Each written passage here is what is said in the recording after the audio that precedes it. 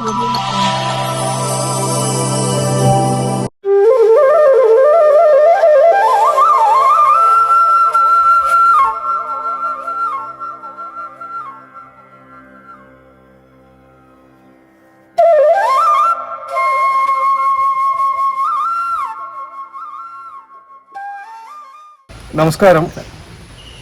നമ്മളിന്ന് ഈ ആഴ്ച താരം എന്ന ഷൂട്ടിങ്ങിനായി നമ്മുടെ പ്രിയ സഹപാഠി പ്രസന്നയുടെ വീട്ടിലേക്കാണ് എത്തിച്ചേർന്നിരിക്കുന്നത്. പ്രസന്നയുടെ അന്നൂരുള്ള വീട്ടിന്റെ ഗേറ്റിലാണ് ഇപ്പോൾ നമ്മളുള്ളത്.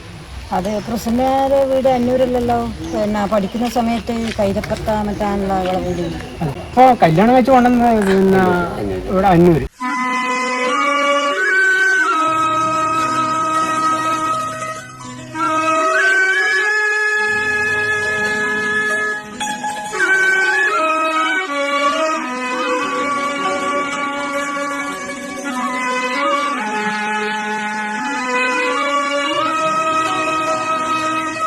ചക്കരപ്പന്തലിൽ തേന്മഴ ചൊരിയും ചക്രവർത്തി കുമാര, നിന്മനോരാജ്യത്തെ രാജകുമാരിയായി വന്നു നിൽപ്പാനൊരു മോഹം. ചക്കരപ്പന്തലിൽ തേന്മഴ ചൊരിയും ചക്രവർത്തി കുമാര,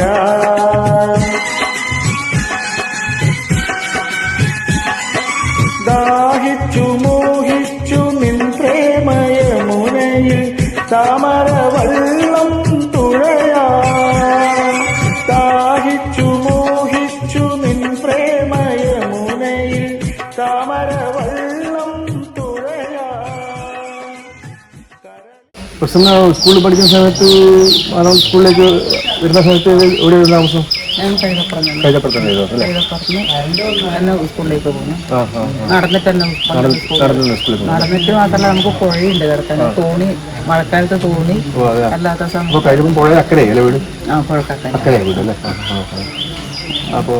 ഒന്നാം ക്ലാസ് തൊട്ടിട്ട് മാറാം. വീട്ടില് എന്റെ അച്ഛൻ, അമ്മ, പിന്നെ 2 അനിയത്തിമാര്, 4 മക്കളല്ലേ? എത്രാമത്തെ വയസ്സിലാണ് കല്യാണം കഴിഞ്ഞത്? കല്യാണം 10ാം ക്ലാസ് പഠിക്കുമ്പോൾ തന്നെ കല്യാണം കഴിഞ്ഞിട്ട് പിന്നെ ഇവിടെ വന്നിട്ട് പിന്നെ ടൈപ്പ് കുറച്ചാണ് ടൈപ്പ് പഠിക്കാൻ പോയി, കുറച്ചാൾ തുന്നൽ പഠിക്കാൻ പോയി. പിന്നെ അതെല്ലാം കൂടെ മതിയായിട്ട് പൂർത്തിയാക്കിയിട്ടില്ലായത്. സ്കൂളിൽ പഠിക്കുന്ന കാലത്ത് നിങ്ങളെല്ലാം പിന്നെ പെൺകുട്ടികളുടെ ഡിവിഷൻ ആയിരുന്നു? അല്ല, ബി ക്ലാസ്. ഞാൻ സംസ്കൃതം എടുത്തവരെല്ലാം മുമ്പേ ബി ക്ലാസ്സിൽ കുട്ടികളും പെൺകുട്ടികളെല്ലാം ഒന്നിച്ചു. നമ്മളും 8 ബിയിലാണ് ഉണ്ടായിരുന്നു. പിന്നെ എഫിലേക്ക് പോവായിരുന്നു ക്ലാസ് വിഭജിക്കുമ്പോൾ. ആ സമയത്ത് കുട്ടികൾ കൂടുതലായതുകൊണ്ട് അന്ന് സംസ്കൃതം എടുക്കുന്നുണ്ടല്ലോ. എല്ലാവരും ബി ക്ലാസ്സിലാണ്. സ്കൂൾ ജീവിതം അങ്ങനെ നല്ല തന്നെ. പ്രസന്ന സമയത്ത് ജീവിത മാർഗം എങ്ങനെയാണ്? കൃഷിയാണോ? അച്ഛൻ നല്ല പിന്നെ സ്വത്തും നല്ല കുടുംബമാണ്. പിന്നെ കൃഷിയും ജന്മി കുടുംബം. നമ്മളൊന്ന് അടക്കയുണ്ട്, തേങ്ങയും ഉണ്ട്, പിന്നെ ഇത് അണ്ടി എന്നാണ് കശുവണ്ടി, അണ്ടി ഉണ്ട്. കാർഷിക സമൃദ്ധമായ ഒരു ജീവിതം. കഷ്ടപ്പാടൊന്നുമില്ല, സുഖമായ ജീവിതം. അതുപോലെ തന്നെ വന്ന് ചേർന്നതും അതുപോലെ കൃഷിക്കാരെ നല്ല ഇതാണല്ലേ. ജനിച്ചതെന്ന് തൊട്ടിട്ട് അങ്ങനെ കഷ്ടപ്പാടും ദാരിദ്ര്യമൊന്നും അറിഞ്ഞില്ല. ഇപ്പം ഇവിടെ കല്യാണം കഴിച്ചു കൊണ്ടപ്പോൾ ഇത്ര പേര്. അതായത് കൃഷി എന്ന് പറയുമ്പോൾ നമുക്ക് കൃഷിയോട് നമുക്ക് തന്നെ താല്പര്യം ഉണ്ടാവും. നമ്മൾ കൃഷിക്കാരായി പിന്നെ പശുവും പാലും മോരും അതെല്ലാം ഉണ്ട്. പിന്നെ ഭക്ഷണം കഴിക്കാനെല്ലാം നല്ല അരി നല്ല പച്ചക്കറി എല്ലാം ആയിട്ട് അച്ഛൻ നല്ലോണം പച്ചക്കറിയെല്ലാം നടും. അങ്ങനെയെല്ലാം നല്ല ജീവിതം തന്നെയാണ്. കഷ്ടപ്പാടും. കുറെ കാലം അച്ഛൻ മരിച്ചിട്ട് ഒരു 20 വർഷം, 70 വയസ്സല്ലേ അച്ഛൻ. അമ്മയുണ്ട്. അമ്മ പിന്നെ എന്റെ അനിയന്റെ ഒന്നിച്ച് കർണാടക. വീട്ടിലിപ്പോ ആരില്ല. കൂട്ടിട്ട് തന്നെ. പിന്നെ ഒരു അനിയത്തിന്റെ തന്നെ താമസം. ഒരു അനിയത്തി ബാംഗ്ലൂർ.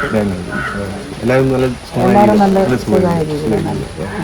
കഷ്ടപ്പാടൊന്നും ആയിരിക്കും. സ്കൂളിൽ പഠിക്കുമ്പോൾ നിന്റെ സ്കൂൾ ജീവിതത്തെ പറ്റിയിട്ടൊന്ന് പറയാൻ പറ്റും? സ്കൂൾ ജീവിതം എന്ന് പറഞ്ഞാല് പിന്നെ നല്ല ഒരു ഇത് തന്നെ. പക്ഷെ ഒരു സ്കൂൾ പോകുന്നത് വരുന്നത് അങ്ങനെ അല്ലാണ്ട് ഒരു ഭയങ്കരമായിട്ടൊരു ഒന്നും പഠിക്കണം എന്നുള്ളൊരു ചിന്ത അങ്ങനെയൊന്നും ഉണ്ടായിട്ടില്ല. ആ സമയത്ത് ഇങ്ങനെ സ്കൂൾ പോകും, പിന്നെ നടന്ന് അന്നേരം ക്ലാസ്സിലിരിക്കും വരും. അതിന് വേണ്ടിയിട്ട് വീട്ടിൽ നിന്ന് പിന്നെ ഒരു വലിയ തയ്യാറെടുപ്പൊന്നും ഉണ്ടായിട്ടില്ല. അങ്ങനെ ഒരു പഠിക്കണം സമയത്ത് പല അനുഭവങ്ങൾ ഉണ്ടാവില്ലേ, അതിനെപ്പറ്റി? അത് സ്കൂളിൽ പോകുന്ന സമയത്ത് നമുക്ക് തോണിയെല്ലാം കിടന്നിട്ട് അങ്ങനെയല്ലാണ് പോകേണ്ടത്. തോണി കിടന്നിട്ട് പിന്നെ പോകണം. എന്നിട്ട് നടന്നിട്ടാണ് സ്കൂൾ പോലെ ബസ്സൊന്നും പുഴക്കക്കരയല്ലേ എൻ്റെ വീട്, പുഴക്കക്കര വീട്. നേരെ തോണി കിടന്നിട്ട് ആ മഴക്കാലത്ത് നല്ല വെള്ളമെല്ലാം വന്നാൽ അത് തോണിയെല്ലാം കടന്ന് കഷ്ടപ്പെട്ടിട്ടാണ് പോകേണ്ടത്. നടന്നിട്ട് തന്നെ സ്കൂളിൽ നടന്നിട്ട് തന്നെ.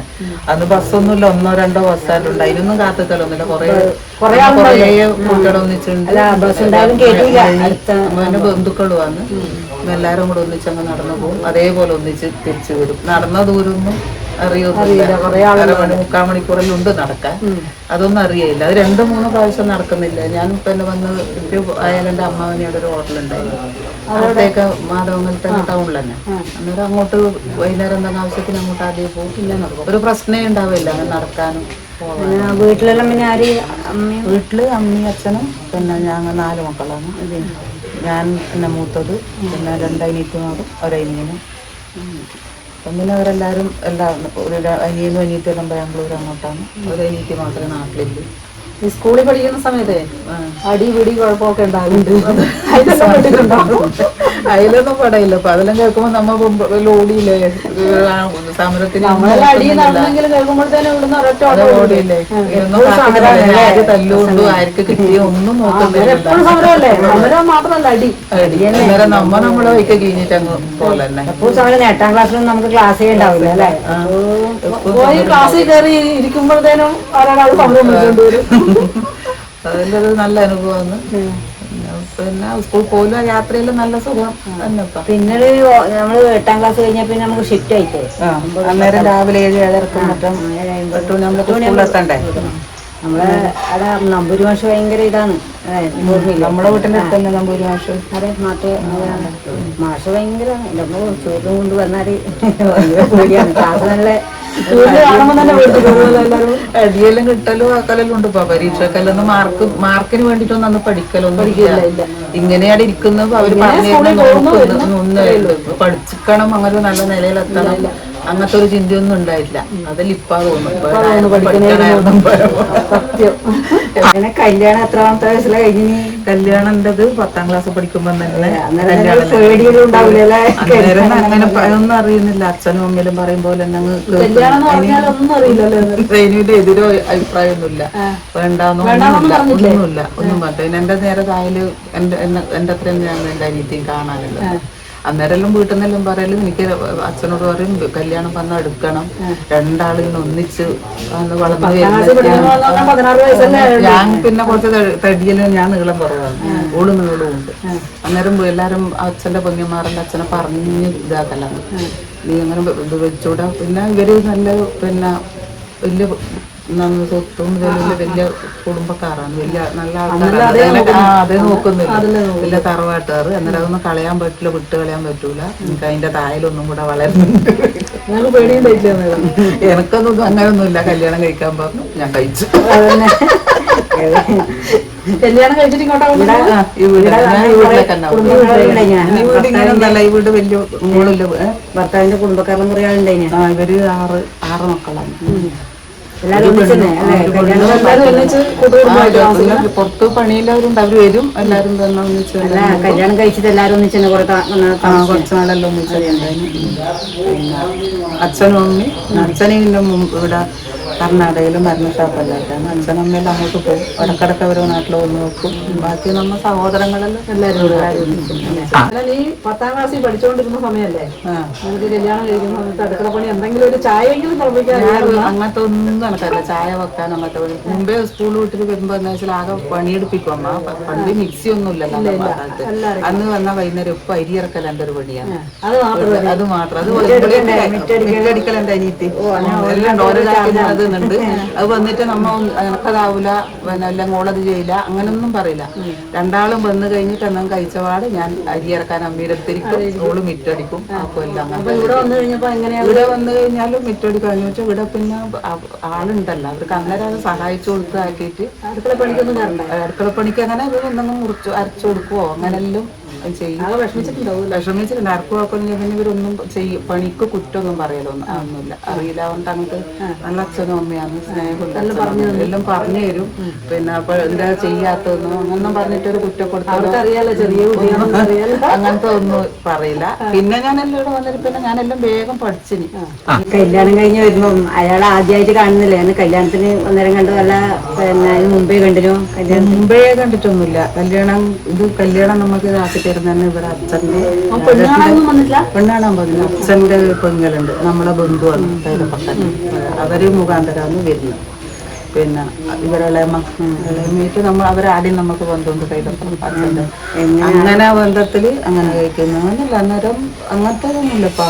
ആദ്യം പേടിയോ അങ്ങനെ അവരുടെ സ്വഭാവത്തിലുള്ള അങ്ങനത്തൊന്നുമില്ല. അതിപ്പം ദൈവാദിനം കൊണ്ട് നമുക്ക് കിട്ടിയ നല്ല ബന്ധം. ചെറുപ്പത്തിലായാലും ഇത്ര വയസ്സ് വരെ സുഖമായിട്ട് തന്നെ ജീവിതം. പ്രശ്നമൊന്നുമില്ല, ഒരു പ്രശ്നം ഉണ്ടായില്ല. വീട്ടിൽ നിന്നില്ല, സുഖം പോലെ തന്നെ ഞാൻ ഇവിടെ വന്നിട്ട്. ഒരുപാട് വയസ്സിന് മൂത്തവാ? ഇല്ലപ്പാ, ഇല്ല. അന്നേരം എനിക്ക് പറഞ്ഞു. ഇപ്പൊ എല്ലാരും അന്നേരം ഇവിടെ കല്യാണം കഴിച്ച് കൊണ്ടുവന്നവരില്ല അങ്ങനെ. അത്ര 5-8 ഇപ്പം ഒരേ പ്രായക്കാർ കഴിക്കുന്നത്. മുമ്പേ എല്ലാരും ഒരു വയസ്സിൽ അങ്ങനെ വ്യത്യാസത്തിൽ അങ്ങനെ ഇത്ര 5-6 വയസ്സ് 8 വയസ്സിന് നല്ല വ്യത്യാസം ഉണ്ടല്ലോ. എല്ലാവരും എൻ്റെ ഇവരേട്ടൻ്റെ കാര്യം അങ്ങനെ 9ാം ക്ലാസ് പഠിക്കുമ്പോൾ കല്യാണം. അങ്ങനെ അവരെല്ലാം തന്നെ എല്ലാവരും വന്നതും എല്ലാവരും അതേപോലെ അങ്ങനത്തെ വ്യത്യാസം തന്നെ അയച്ചു. അല്ല, ഇവിടെ വന്നിട്ടാകുമ്പോ പിന്നെ നിന്റെ സ്വന്തം വീട്ടിലേക്ക് പോവാൻ അങ്ങനെ പോവും. അടുക്കെല്ലാം പോവും. വണ്ടി ഇവിടെ ഓട്ടോറിക്ഷ അല്ലേ, പോവാൻ അങ്ങനെ ബുദ്ധിമുട്ടൊന്നുമില്ല. അങ്ങനൊന്നുമില്ല, അങ്ങനത്തെ ഒരു ഇതൊന്നുമില്ല. നമ്മ കടുംപിടുത്തൊന്നുമില്ല. നമ്മൾ പോകുന്ന പറഞ്ഞാൽ പോകുന്നു. പോകുന്ന പറയുമ്പോൾ അച്ഛനും അമ്മയെല്ലാം അങ്ങനത്തെ അവരല്ലേ ഇല്ല. അച്ഛനും അമ്മയൊന്നും അങ്ങനത്തെ അവരല്ലേ ഇല്ല. നമ്മളിന്ന് അങ്ങനെ പോകുന്ന പറഞ്ഞാൽ പോയിക്കൂടാന്നൊന്നുമില്ല, പോവാം. നമുക്ക് രാവിലെ പരിചയപ്പെടാൻ വന്നാൽ എല്ലാരും കയറി ഉള്ളിലിരിക്കാം. ആയിക്കോട്ടെ. നിങ്ങളെ പേരെന്ന്? പേര് രാജൻ. രാജൻ മാത്രമല്ല, മുഴുവൻ പേര് രാജശേഖരൻ. അപ്പൊ ഈ പ്രസന്നനെ കല്യാണം കഴിക്കുമ്പോൾ നിങ്ങളെ ഇവിടെ തന്നെ ഉണ്ടായിരുന്നു? പണ്ടേ ഇവിടെ തന്നെയാണ്? ഞാനും എടുത്തന്നെ. എൻ്റെ അച്ഛൻ കർണാടകത്തിലാണ്.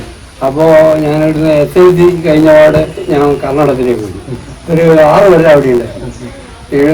69-ലാണ് SLC കഴിഞ്ഞു. 75 വരെ പിന്നെ കർണാടകത്തിലാണ്, ചിക്മംഗ്ലൂർ വരെ എൻ്റെ അടുത്താണ്. പിന്നെ അങ്ങനെ കഴിഞ്ഞ് നാട്ടിൽ തന്നെ വന്നു.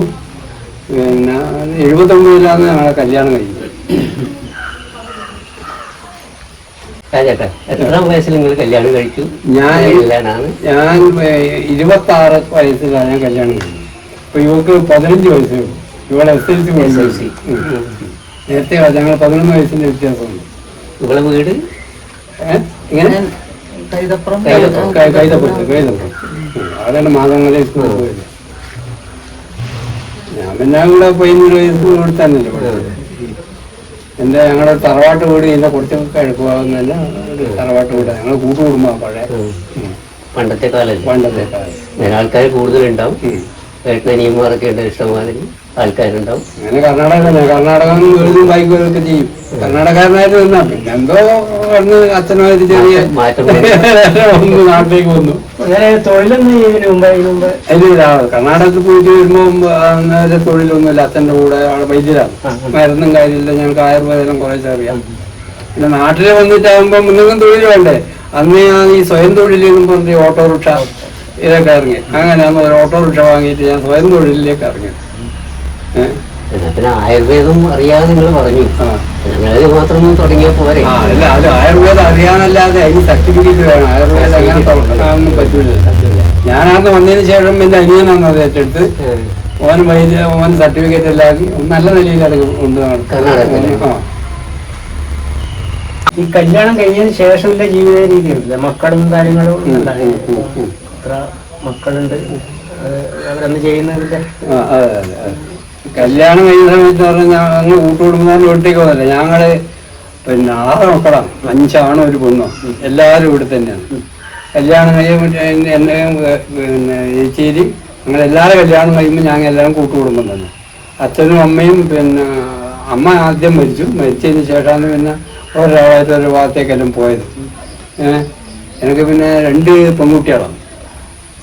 അവര് പിന്നെ എന്തോ ഈശ്വരാധീനം കൊണ്ട് നന്നായിട്ട് പഠിക്കും. പഠിച്ച വഴി തന്നെ അവർക്ക് ഒരു സർക്കാർ ജോലിയും കിട്ടി. അതുകൊണ്ട് തന്നെ അവർക്ക് സർക്കാർ ഉദ്യോഗസ്ഥന്മാർ കല്യാണവും കഴിഞ്ഞു. ആ ഭാഗം വളരെ ക്ലിയറായിട്ട് പോയിട്ടുണ്ട്. പിന്നെ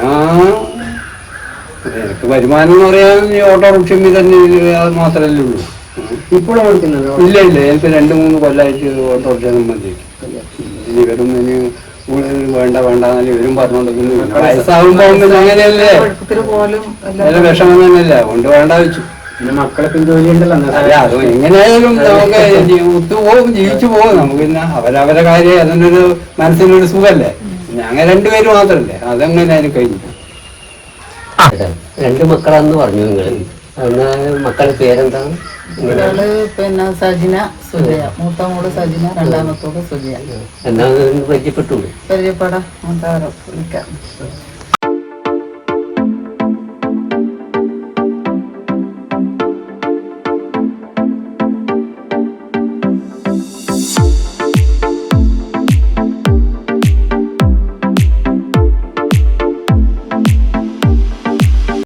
മക്കളെ പേരെന്താ? ഞാൻ സജിന. സജിന.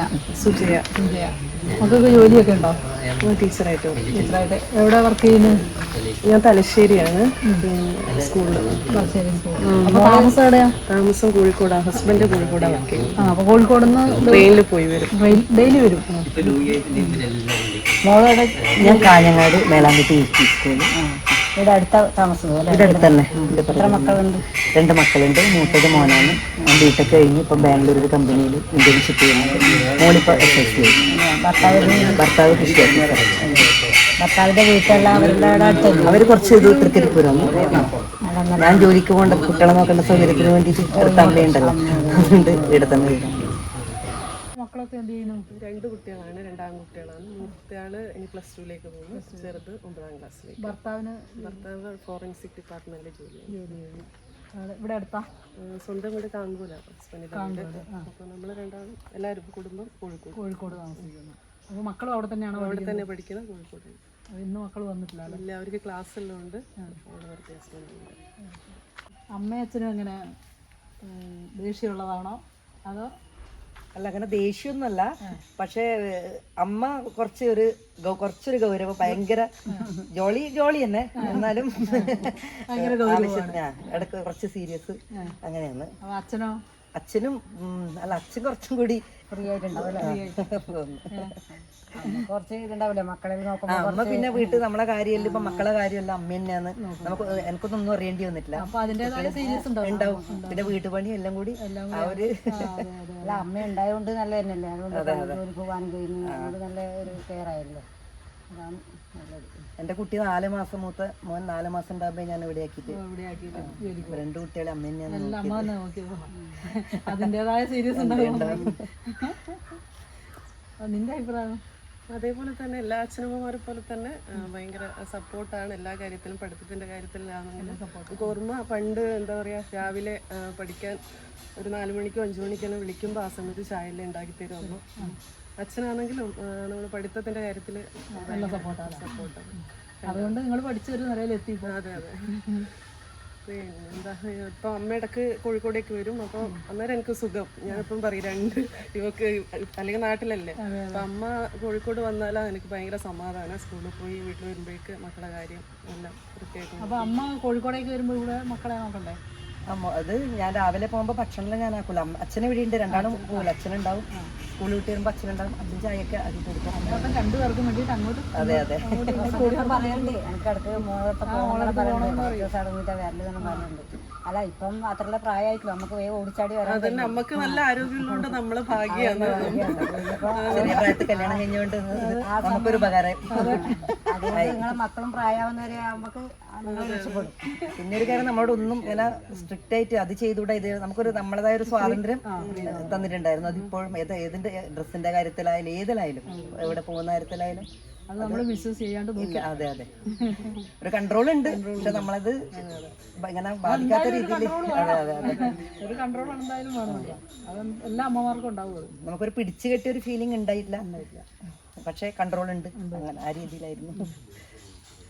അതുകൊണ്ട് നല്ലതിനായിട്ട് ഇപ്പം മക്കളെയും കൊണ്ട് ഒരു പ്രയാസമില്ലല്ലോ. അതുകൊണ്ട് ധൈര്യത്തിൽ പോവാനാ പോവാണെങ്കിൽ അമ്മ അത് ഉണ്ടല്ലോ എന്നുള്ള ധൈര്യം ഉണ്ടല്ലോ. അച്ഛനെ അമ്മേനെ എങ്ങനെയാണ് കാണുന്നത്? അവര് ചെറുപ്പത്തില് കല്യാണം കഴിഞ്ഞാണ്. അമ്മ 16 വയസ്സാകുമ്പം അച്ഛനന്ന് 26 വയസ്സ്. അവരവര് ഫാമിലി ലൈഫ് എന്നുള്ളത് അവര് ഇപ്പോഴും നല്ല ജോളിയായിട്ട് തന്നെയാണ് പോകുന്നത്. പലപ്പോഴും നമ്മള് ചെറുപ്പക്കാര് നമ്മൾ പരസ്പരം പറഞ്ഞിട്ടുണ്ട്, അവരിപ്പോഴും നല്ല ജോലി, നമ്മള് കുറച്ചും കൂടി ഒരു സീരിയസ് ആയിട്ടാണ് നമുക്ക് തോന്നുന്നത്. അവരിപ്പോഴും നല്ല ജോലിയായിട്ട് അങ്ങനെ പോകുന്നുണ്ട്. നല്ല ബോണ്ടിങ് ഉണ്ട് രണ്ടാളും തമ്മിൽ. അപ്പൊ അമ്മ ആ ചെറുപ്പത്തിലെ വീട്ടുകാര്യങ്ങളെല്ലാം നല്ല ഭംഗിയായിട്ട് നല്ലൊരു വീട്ടമ്മയാണ്. പിന്നെ നേരത്തെ പറഞ്ഞു കല്യാണം കഴിച്ച് കഴിയുമ്പോൾ ഒരു ചായ പോലും വെക്കാൻ അറിയത്തില്ലായിരുന്നു പറഞ്ഞു. എല്ലാം ഇവിടെ വന്നിട്ട് പഠിച്ചോന്ന് പറഞ്ഞു. അത് ഇപ്പം അത്ര നല്ല ഇതായിട്ട് ചെയ്യാൻ പഠിക്കില്ലേ. അപ്പം അതൊരു നിങ്ങൾക്കൊരു തോന്നൽ തന്നെയാണ്. പിന്നെ അച്ഛനും ആ ജീവിതത്തിൽ നല്ലൊരു അച്ചടക്കവും കാര്യങ്ങളെല്ലാം ഉണ്ട്. ഒരു കുടുംബത്തിൽ കൃത്യമായ വൃത്തിയായാലും ബാക്കി എല്ലാ കാര്യങ്ങളിലും ഒരു ചിട്ടയുണ്ട്. അപ്പൊ അതെല്ലാം പാടാക്കാൻ പറ്റുന്നതാണ്. അച്ഛൻ്റെ കുടുംബക്കാരായിട്ടുള്ള എല്ലാവരും നല്ല എല്ലാവരും പോവും വരുകയും ചെയ്യലുണ്ട്. വെക്കേഷനെല്ലാം എല്ലാം പോവുകയും ചെയ്യലുണ്ട്. എല്ലാവരും അടുത്ത് തന്നെയാണ്.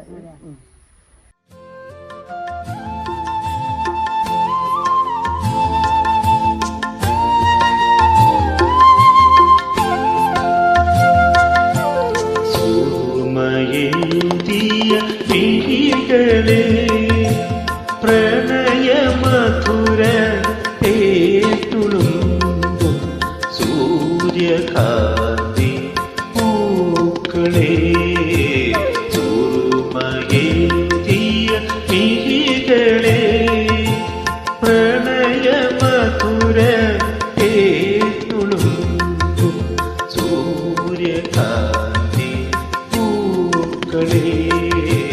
സുറുമയെഴുതിയ മിഴികളെ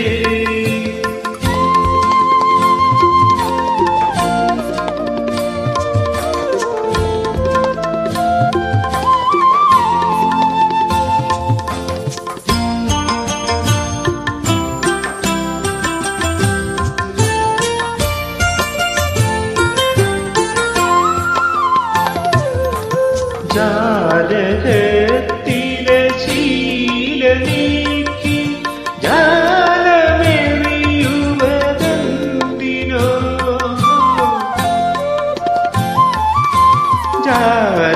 ജാലകത്തിലെ ശീല നീക്കി ജാലമെറിയുവതെന്തിനോ തേപ്പുരട്ടിയ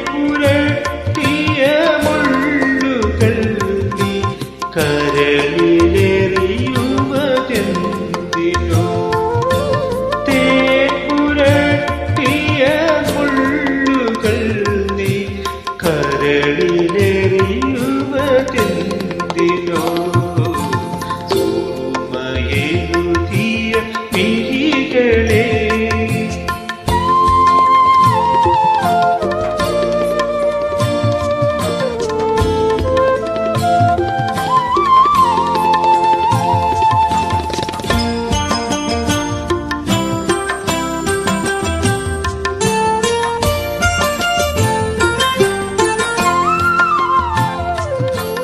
ഒരു കിനാവിൻ ചിറകിലേറി ഓമലേ നീ വരൂ ഒരു കിനാവിൻ ചിറകിലേറി